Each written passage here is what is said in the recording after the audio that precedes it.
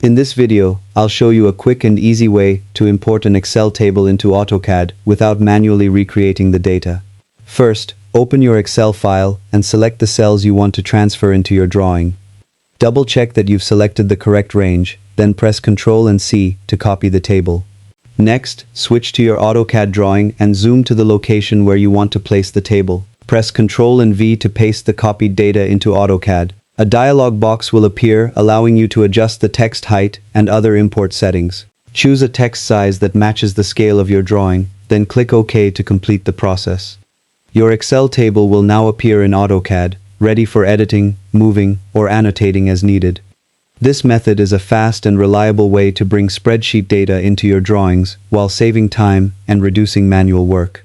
It's especially useful for schedules, material lists, and project data that need to stay organized. If you found this tutorial helpful, don't forget to like the video, subscribe for more AutoCAD tutorials, and thanks for watching.